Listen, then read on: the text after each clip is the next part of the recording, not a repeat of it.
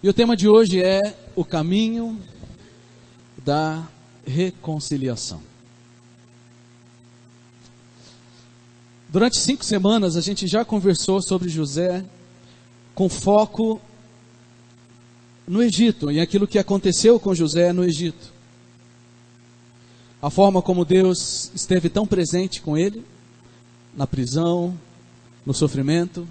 A forma como Deus o usou com tanta sabedoria, com tanta integridade. E a forma como Deus usou José para salvar muita gente da fome. Vocês lembram? 7 anos de fartura, 7 anos de fome. Tudo isso Deus revelou e por causa da sabedoria de José, milhares, talvez milhões de pessoas foram salvas. Depois de 20 anos sofrendo no Egito, sendo injustiçado, a vida de José finalmente ficou muito boa. Depois de 20 anos. A gente viu que ele casou, que ele teve filhos, ele se tornou o governador do Egito, a vida estava ótima. Se a história de José terminasse aqui, terminasse assim, seria um final muito bonito, mas seria incompleto. Seria um final legal. José foi um vencedor, se deu bem, Deus usou, ele foi fiel. Seria muito bonito, mas seria incompleto. Porque ainda faltava uma coisa. Deus não poderia permitir que na família dos seus escolhidos, que era a família de Jacó, a história terminasse com os irmãos separados. Com 20 anos de separação entre eles, por causa de inveja, de mentira e de mágoa. Então Deus não poderia permitir que na história de Jacó, que era um dos seus escolhidos, porque a gente está acostumado a falar, o Deus de Abraão, de Isaac e de Jacó. Eles são os escolhidos pela linhagem de onde viria o Messias, de onde viria a salvação. E Deus não poderia permitir que na linhagem do seu povo existisse uma história de falta de reconciliação. Isso não poderia prevalecer. Então, da mesma maneira como Deus agiu soberanamente na vida de José, Ele também incluiu na história de Jacó e na história de José um caminho de reconciliação. Deus não faz nada pela metade. Deus não deixa a ponta solta. Deus não deixa coisas para trás. E Ele não poderia olhar para José e falar assim, tá bom José, agora você já virou governador, esquece os seus irmãos, deixa isso para lá, vamos dar um jeito aqui. Deus não age assim. Deu tudo certo com José, mas ainda faltavam os sonhos se cumprirem, os sonhos de José. E a história não poderia terminar com a mentira e a mágoa prevalecendo. Porque as coisas de Deus não são assim. No plano de Deus sempre existe um caminho de reconciliação. E como eu disse, em todas as mensagens, a gente se enxerga muitas vezes na história de José, não é? Nos enxergamos na provação, na tentação, nas injustiças, nas dificuldades. E eu quero dizer que também nós vamos nos enxergar aqui. Porque eu sei que pode existir na nossa vida relacionamentos quebrados. E eu sei que na sua vida podem existir relacionamentos quebrados. E eu quero dizer, em nome de Jesus, que assim como Deus incluiu na vida de José um caminho de reconciliação, Ele quer incluir na minha e na sua vida também. E eu quero dizer algo muito sincero aqui. Olha, eu nunca lutei tanto com uma mensagem como dessa semana. Para preparar, demorei mais de 2 semanas. Porque, além de ser muita informação, é um assunto muito profundo. Que mexe muito com cada um de nós. Então a minha palavra para você nesse começo é que você deixe o seu coração aberto. Porque pode ser que Deus queira falar muito profundamente ao seu coração. Então eu queria que você fechasse os seus olhos e falasse com o Senhor pedindo para que o Espírito Santo dele fale ao seu coração.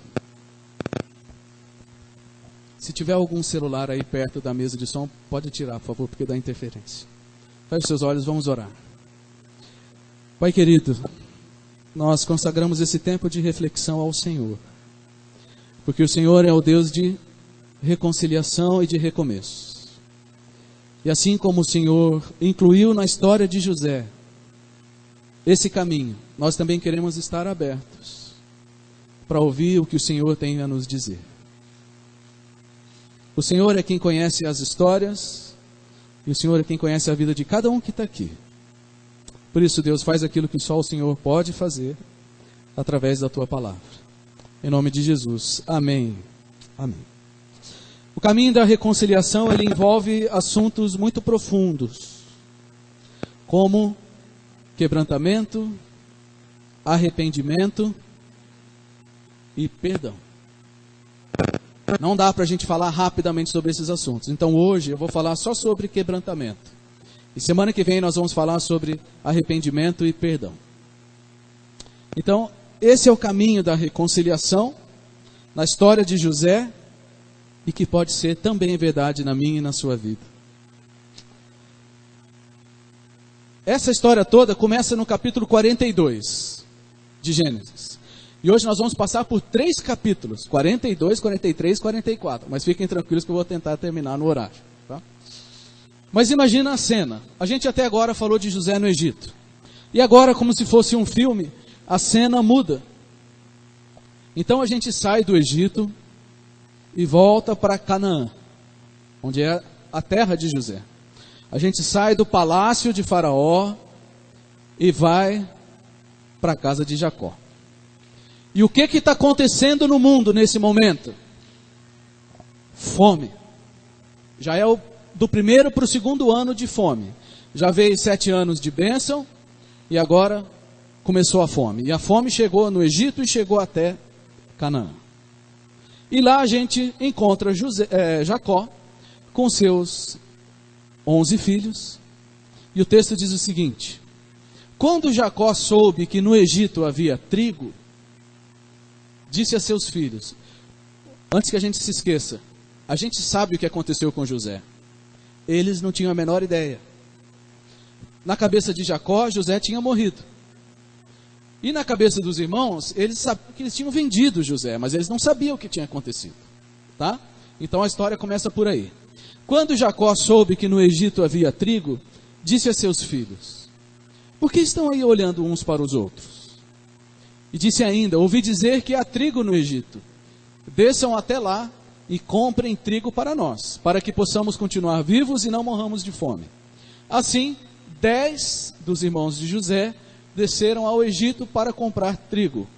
Eram 11. O mais novo, chamado Benjamim, ficou com o pai e 10 foram para o Egito. Olha que interessante essa descrição. Os irmãos estavam olhando um para a cara do outro. E a fome terrível no mundo. Então tem 2 possibilidades. Ou eles eram passivos, estavam olhando para a cara do outro ao invés de tomar uma atitude. Ou então, o mais provável, é que quando Jacó falou que tinha comida no Egito e tinha que ir lá buscar, alguma coisa despertou dentro deles. Porque Egito era uma palavra proibida. Por 20 anos, você podia falar de qualquer assunto, menos de Egito. Porque eles sabiam o que eles tinham feito. Eles tinham mandado um dos irmãos para o Egito. Então é melhor não tocar nesse assunto. Faz de conta que não existe Egito. Mas chega uma hora que Deus começa a cavocar as coisas. E começa a trazer à tona certas situações. Foi Deus que mandou a fartura. E foi Deus que mandou a fome. E por causa da fome, agora eles têm que ir para o Egito. Eles não sabiam o que tinha acontecido com José. Mas eles sabiam que se tinha um lugar que eles não queriam ir, era para o Egito. Mas lá foram os 10. Os 10 irmãos atrás de comida. E eu queria que a gente não perdesse de vista que Deus é o grande condutor de todos os eventos. Amém. Deus é o grande condutor de todos os eventos na vida de José, na vida de Jacó e na vida dessa família. Deus não deixou nada solto. Ele estava controlando todas as coisas. E daqui para frente a gente vai ficar com essa noção muito clara na nossa vida. E foram os 10 irmãos, chegaram no Egito, sem saber o que ia acontecer. Gente, fiquem tranquilos, tá bom? Presta atenção aqui no que a gente está tentando passar. Vamos lá. Então chegaram os 10 irmãos no Egito, e o texto diz o seguinte: José era o governador do Egito, e era ele quem vendia trigo a todo o povo da terra. Por isso, quando os irmãos de José chegaram, curvaram-se diante dele. Curvaram-se diante dele, rosto em terra. José reconheceu seus irmãos, mas eles não o reconheceram. Na verdade, eles nem imaginavam que poderia ser José. Eles venderam José como escravo, então eles jamais imaginariam. Mas José reconheceu. Olha, se tem uma história dramática na Bíblia, é essa parte. Do 42 ao 45, é um drama daqueles que você não desgruda o olho. Então José reconheceu os seus irmãos, eles se ajoelharam, e José se lembrou do sonho. Porque a razão da vingança dos irmãos foi o sonho que José teve, de que um dia eles se ajoelhariam diante dele. Mas eu vou deixar a conclusão dos sonhos para a última mensagem, tá? Mas o que chama a nossa atenção aqui? José reconheceu os seus irmãos não o reconheceram, eles foram lá comprar comida, e aí José se lembrou dos sonhos que tivera a respeito deles, e lhes disse: vocês são espiões. Olha o drama. Vocês são espiões.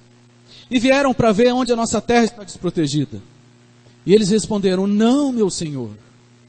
Teus servos vieram comprar comida. Todos nós somos filhos do mesmo pai. Teus servos são homens honestos e não espiões. Aí você fala assim: nossa, o que é isso que José fez aqui? José não estava sendo vingativo. É bom esclarecer isso. Ele não estava sendo mal intencionado. A gente já sabe que ele era um homem íntegro, certo? Então ele não ia de uma hora para outra virar uma pessoa vingativa. Ele continuou sendo íntegro. E ele era também muito sábio. Ele era um cara esperto. Então o que ele pensou? Ó, essa turma aí chegando. Deixa eu tentar descobrir o que é que está no coração deles. Antes de eu dizer quem eu sou, vamos fazer um teste com eles. E aí José, na sua estratégia, na sua sabedoria, começou a testar os seus irmãos. Ah, vocês vieram comprar comida? Não, vocês são espiões. Só para tocar o terror um pouquinho neles. E eles ficaram apavorados. Não, não, senhor, nós não somos espiões, nós somos pessoas honestas. Esse primeiro reencontro começou o drama. Começou o drama na vida de José, na vida dos seus irmãos. Mas esse primeiro reencontro foi o primeiro passo no caminho da reconciliação. Esse é o nosso tema, gente. Caminho da reconciliação. E Deus, de uma forma soberana, colocou um de cara para o outro. Ou melhor, colocou um de cara para os 10. Ele reconhecia, eles não reconheciam. Mas esse foi o primeiro passo no caminho da reconciliação. E agora a história continua. A história continua. E aqui é que entra o nosso assunto principal. Porque já que a gente está falando de um caminho, eu queria que você imaginasse comigo que nesse caminho tem 3 estações. Tá? A primeira estação é a estação do quebrantamento. A segunda é a estação do arrependimento. E a última estação é o perdão. Hoje nós vamos parar na primeira estação, que é a estação do quebrantamento. Porque foi assim que começou a história. Dessa reconciliação humanamente improvável. Então hoje nós vamos falar sobre isso. E eu queria propor uma definição aqui. Quebrantamento, o que é? É o processo de transformação de um coração duro e orgulhoso em um coração humilde e arrependido. O que é quebrantamento? Quebrantamento é o processo de transformação de um coração duro e orgulhoso em um coração humilde e arrependido. Você conhece alguém que tem um coração duro? Conhece? Você seria essa pessoa? Pode ser que seja você? Pode ser. A figura que a Bíblia usa é a figura de um vaso de barro, nas mãos do oleiro que é Deus. E a história do vaso de barro diz que enquanto o vaso não fica bom, o oleiro precisa quebrar e fazer de novo. Se não fica bom, quebra e faz de novo. O oleiro não joga fora o barro, mas ele quebra o tanto que for necessário. Por isso que eu falei, esteja com seu coração aberto. Porque talvez a gente pense em pessoas que precisam ser quebrantadas. Mas eu queria dizer que as primeiras pessoas que precisam ser quebrantadas somos nós mesmos. Amém? Essa é a primeira estação, a estação do quebrantamento. E foi isso que José, como um instrumento de Deus, começou a fazer com seus irmãos. E a gente vai perceber que nessa estação do quebrantamento, algumas coisas aconteceram. A primeira delas, eles tiveram que lidar com o passado. E quando a gente acha que o passado está ficando lá atrás, ele volta. Ele volta. José combinou o seguinte: vocês estão dizendo que vocês não são espiões, né? Então vamos fazer o seguinte: vocês me disseram que vocês têm mais um irmão que ficou com o pai de vocês. Eu só vou acreditar em vocês se vocês voltarem lá e trouxerem esse outro irmão. Enquanto isso, um de vocês vai ficar preso, o Simeão, o segundo mais velho. José era muito esperto, porque o irmão que ficou lá era o irmão de sangue dele. E fazia anos que ele não via, então ele queria saber como que estava o irmão. Mas ele fez essa prova com ele. Vocês querem provar alguma coisa?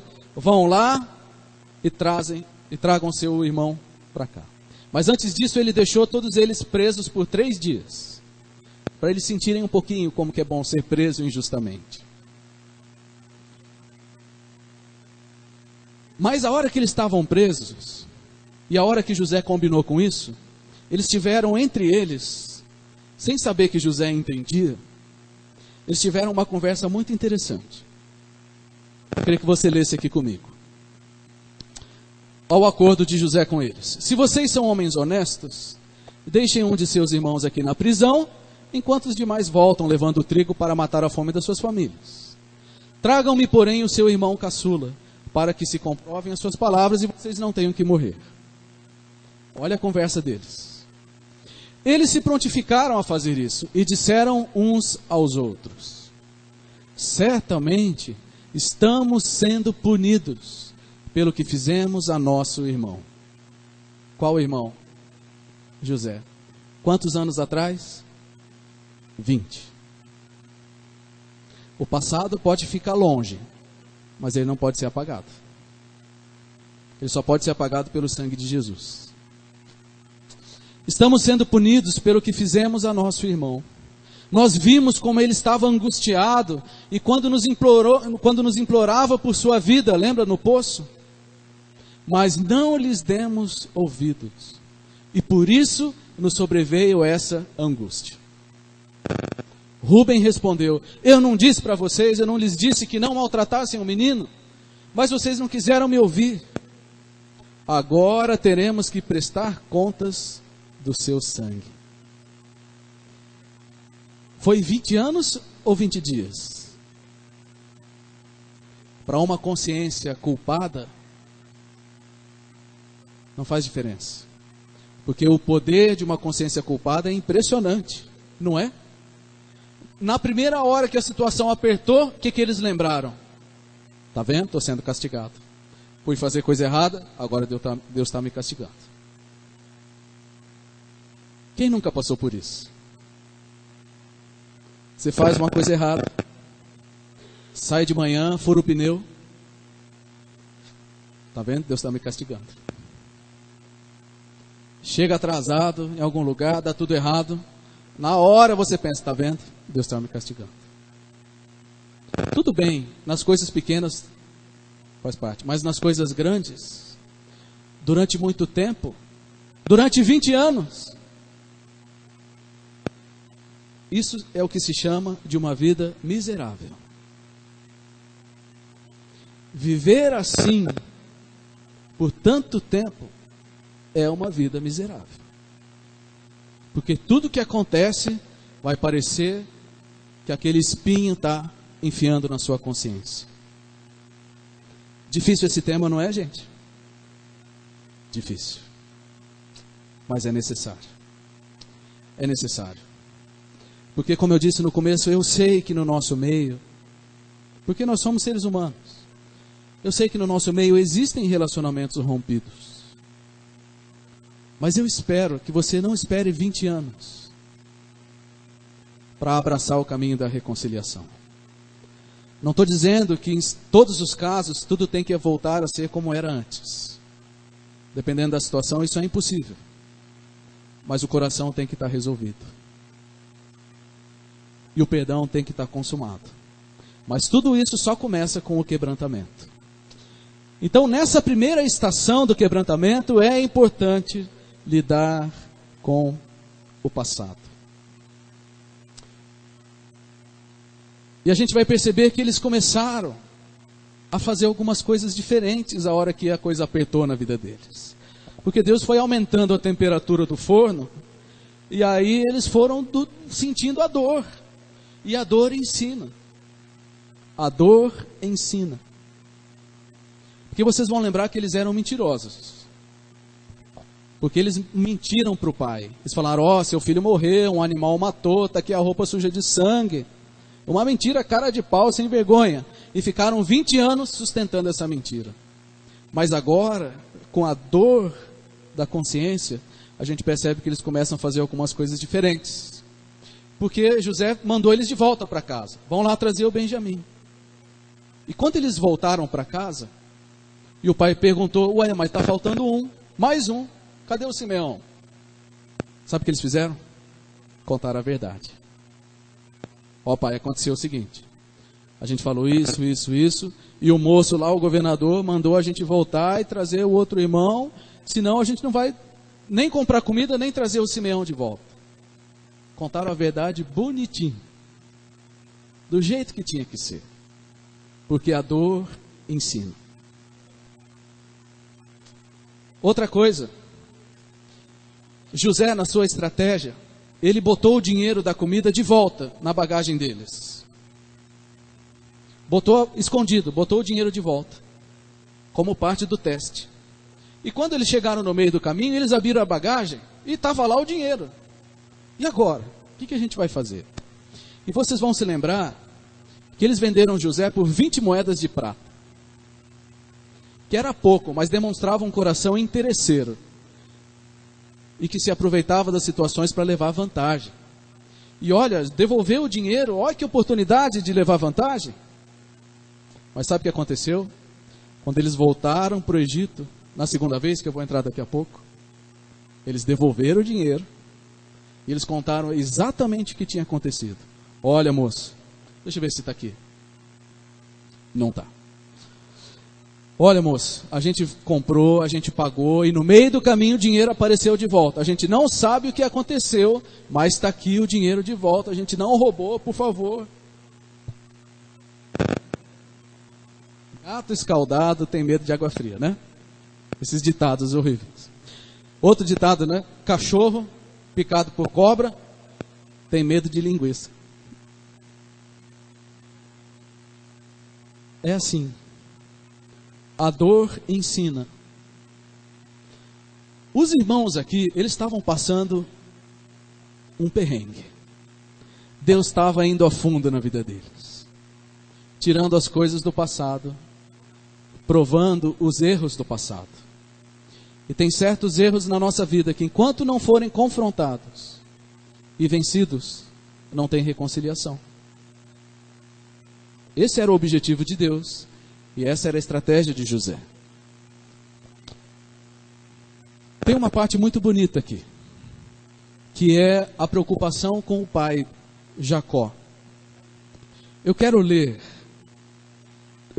aqui no capítulo 43, não está na tela, mas eu quero ler no capítulo 43, depois que eles explicaram para o pai que eles só poderiam comprar comida de novo se eles levassem o Benjamim. E o pai falou: puxa vida, mas vocês vão levar o último que sobrou? O José ninguém sabe o que aconteceu, já morreu. O Simeão ficou preso, e agora vocês vão levar o Benjamim? O que vai sobrar de mim? E aí Judá, guardem esse nome, porque Judá foi o cara que maquinou o plano para vender José, e que bolou a mentira para enganar o pai. Esse era o Judá. E olha o que ele diz no 43, versículo 8. Então disse Judá a Jacó, Israel, seu pai: deixa o jovem ir comigo e partiremos imediatamente, a fim de que tu, nós e nossas crianças sobrevivamos e não venhamos a morrer. Eu me comprometo pessoalmente pela segurança dele. Podes me considerar responsável por ele, se eu não o trouxer de volta e não o colocar bem aqui na tua presença. Serei culpado diante de ti pelo resto da minha vida. Bem diferente, né? Bem diferente de um Judá mentiroso e que gostava de levar vantagem. Agora ele falou: pai, pode contar comigo.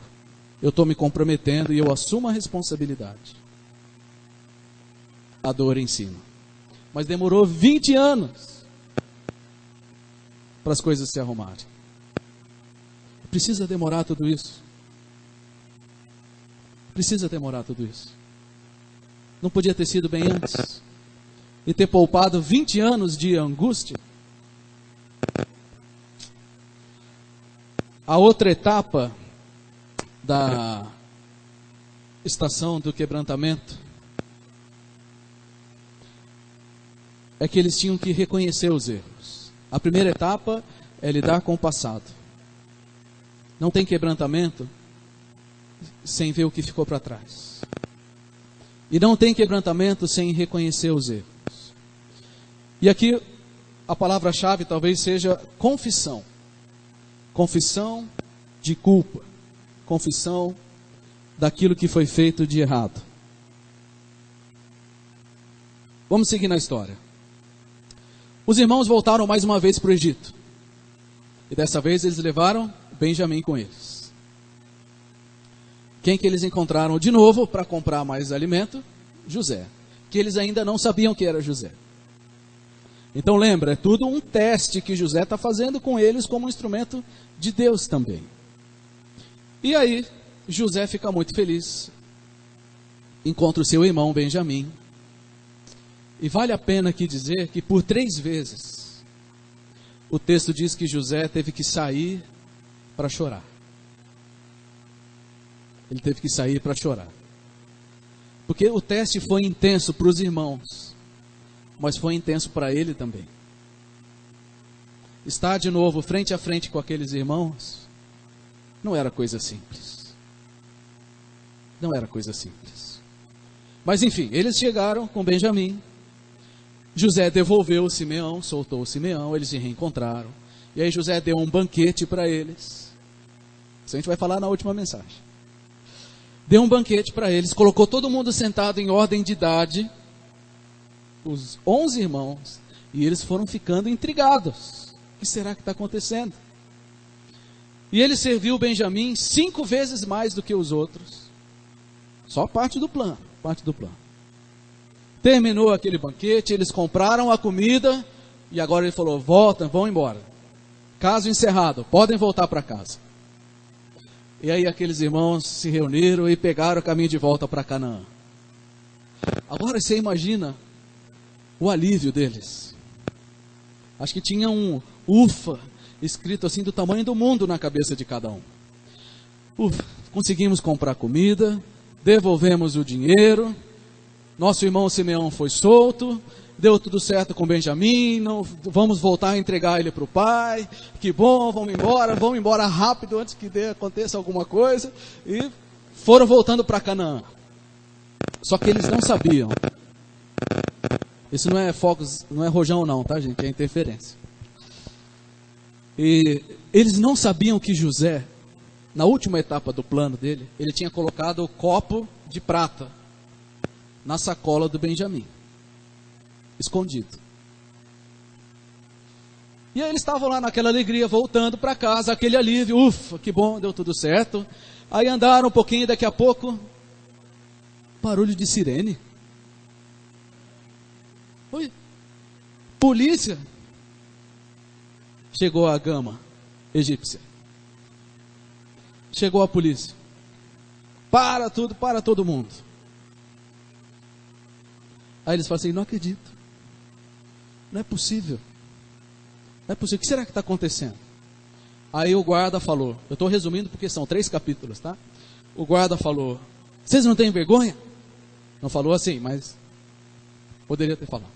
Como que vocês têm coragem de fazer isso? O governador recebeu vocês, deu um banquete para vocês, liberou vocês e vocês ainda roubam o copo de prata do governador? Aí eles, não, ninguém fez isso. Ele falou, fez sim. Então vamos combinar o negócio. Na bagagem de quem eu achar o copo, esse vai voltar para ser escravo. É drama, não é? Drama? Aquele pessoal tudo com arma assim, ó. Desce as mochilas aí. Está aumentando o drama, está aumentando o drama. Vamos ler o que aconteceu. Cada um deles descarregou depressa a sua bagagem e abriu-a.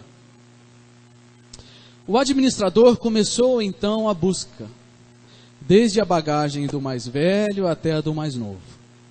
E a taça foi encontrada na bagagem de Benjamim.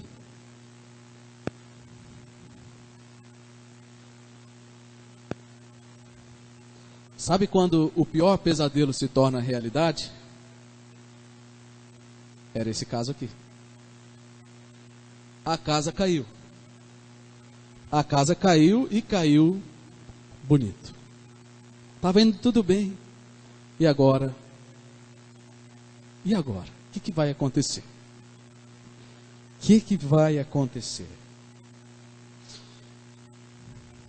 Diante disso, eles rasgaram as suas vestes, que era o sinal de desespero. Tipo, não tenho como dizer. E em seguida todos puseram a carga de novo em seus jumentos e retornaram à cidade. Olha, gente, o caminho do quebrantamento não é fácil. Não é fácil. Retornaram à cidade. Quando Judá e seus irmãos chegaram à casa de José, ele ainda estava lá.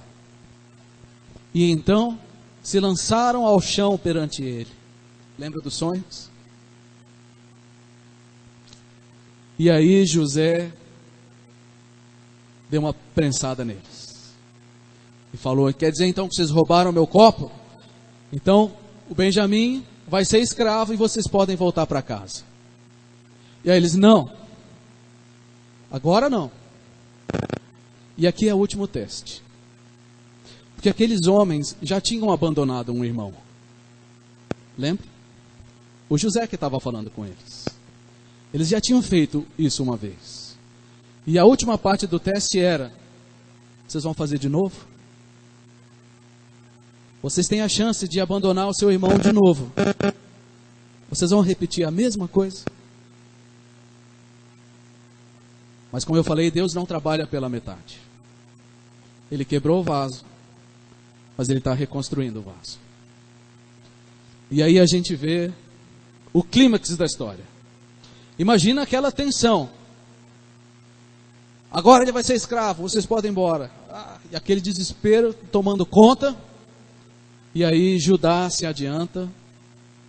E ele respondeu, meu Senhor, o que podemos dizer? Que explicação podemos dar? Como podemos provar a nossa inocência? Deus está nos castigando por causa de nossa maldade.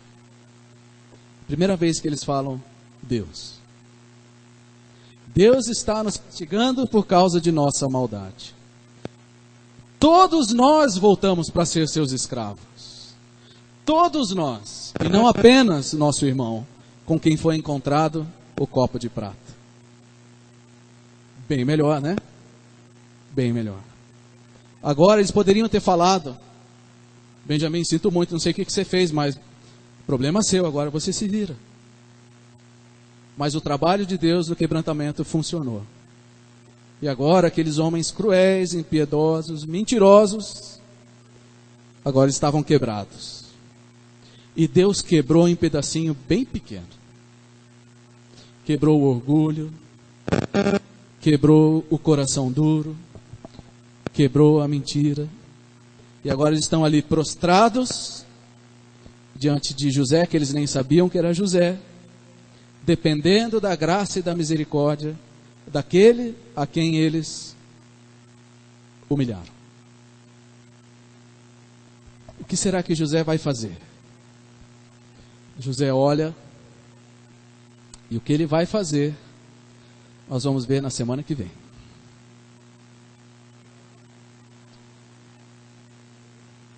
Na semana que vem. Que drama, né? Vou até tomar um pouco de água aqui.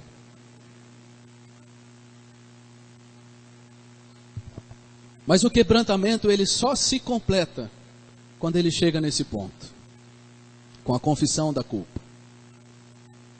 Ele só se completou quando os irmãos reconheceram, ó, Deus está nos castigando por causa da nossa maldade, por causa da nossa culpa. Nós somos culpados. O que Deus quer ouvir de nós é o que José ouviu dos seus irmãos: nós somos culpados. Quando Deus começa a quebrar a nossa vida, Ele não está fazendo isso por maldade. Ele quer me levar a dizer assim: Deus, eu estou sofrendo porque eu sou culpado. E Ele quer fazer isso na sua vida também. Não quer dizer que todo sofrimento é assim, tá? Às vezes Deus permite a provação para nos ensinar outras coisas. Mas quando existem relacionamentos quebrados, quando existe mágoa, quando existe mentira, quando existe culpa, a vida não vai para frente, até que a gente chegue nesse ponto. E admita: eu cheguei até aqui, nesse buraco, porque eu sou culpado. E o outro vai dar conta da vida dele para Deus. Não estou falando do outro, estou falando de mim. E você tem que pensar em você. E eu queria terminar fazendo algumas aplicações. O caminho da reconciliação é um caminho possível. É um caminho possível. O que é impossível para os homens é possível para Deus. O caminho da reconciliação é real e é possível, mas ele exige quebrantamento. Sem quebrantamento, não tem reconciliação. Nem sempre será uma coisa rápida. No caso deles aqui, demorou 20 anos. E mais uma semana, né? Até a semana que vem. 20 anos. Indas e vindas. Vai para o Egito, vai para Canaã, devolve o dinheiro, conversa com o pai, leva o filho, vai para a prisão. Muitas interações. Mas é o começo. Nem sempre vai ser rápido reconstruir o que foi destruído, mas é possível. É possível. O que mais? O caminho da reconciliação, ele será emocionalmente intenso. Tem algumas palavras no texto que diz assim: os irmãos ficaram apavorados. O pai Jacó ficou angustiado. José chorou. Então é um drama mesmo. Reconciliar coisas quebradas vai mexer com a gente. Nós não somos seres que não têm emoções. Nós temos emoções. Nós não podemos ser dominados por elas, mas nós temos emoções. E talvez tenha algumas situações que você olha e fala assim: nossa, só de pensar naquilo já me embrulha o estômago. Não tem? Tem situações assim. É justamente um sinal de que tem alguma coisa quebrada que Deus pode reconstruir. Mas prepare-se, se você quiser trilhar o caminho da reconciliação, vai ser um caminho de muitas emoções. Mas faz parte do processo de cura do nosso coração. O caminho da reconciliação exige confronto com o passado, como nós vimos aqui. Exige confronto com o passado. Talvez você não queira, e talvez Deus vai ter que te levar para o Egito, para você dar de cara com José e ter que resolver sua vida com ele. E exige uma confissão de culpa. O ciclo do quebrantamento vai se completar quando a gente prostrar nossa cara no chão e disser: Deus, eu errei. Primeiro para Deus e depois para as pessoas. Que foi o que Judá disse. Deus está nos castigando por causa da nossa maldade. Eu quero ler um salmo já para terminar. O salmo de alguém que nós admiramos, Davi. Que ele entendeu na pele o valor, a intenção, tudo isso aqui. A importância do quebrantamento. Salmo 32 diz assim: enquanto escondi os meus pecados, o meu corpo definhava de tanto gemer. Não é o retrato do mundo hoje? Pois de dia e de noite a tua mão pesava sobre mim. A minha força foi se esgotando, como em tempo de seca. Então, reconheci diante de ti o meu pecado, e não encobri as minhas culpas. Eu disse: confessarei as minhas transgressões ao Senhor. E o que Deus fez? E tu perdoaste a culpa do meu pecado. Esse é o ciclo do quebrantamento. Luta, luta, luta, sofre, sofre, sofre, até que chega uma hora que não dá mais, e a gente tem que se render ao Senhor.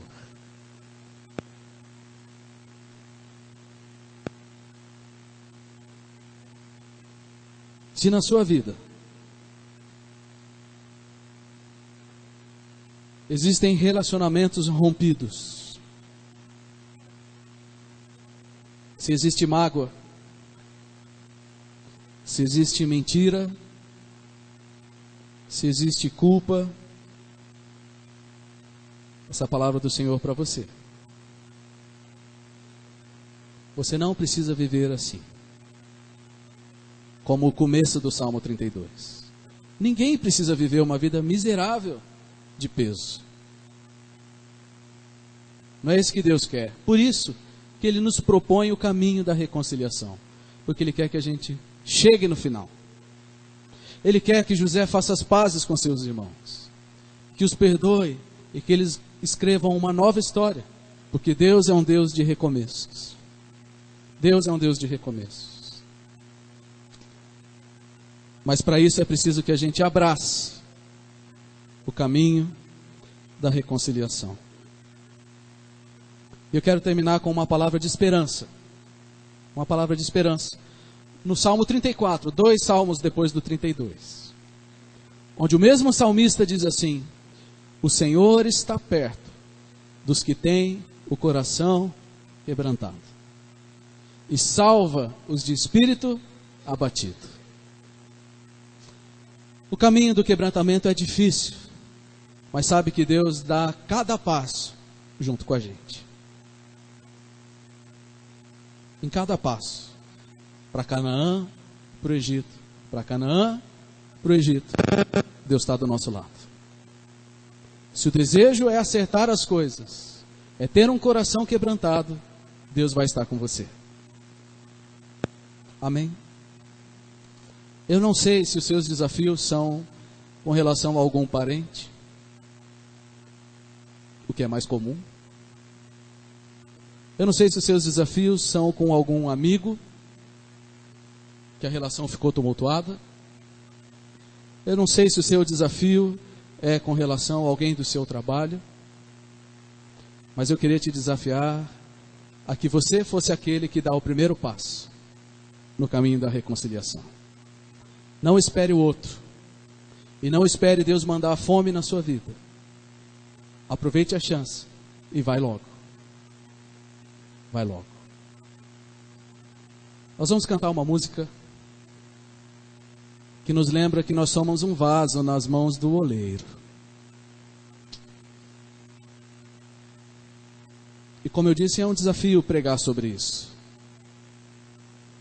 E eu não posso terminar essa reflexão sem te dar a oportunidade de reagir ao que Deus porventura esteja falando no seu coração. E eu queria que você desse o primeiro passo agora. Você não precisa ainda falar com ninguém, não precisa escrever para ninguém, não precisa mandar um WhatsApp para ninguém. Isso vai ser depois. Mas eu quero que você resolva no seu coração diante de Deus. E fale assim: Deus, eu vou resolver essa situação. Eu vou andar por esse caminho. Porque eu quero que o Senhor ande comigo. Não quero andar sozinho.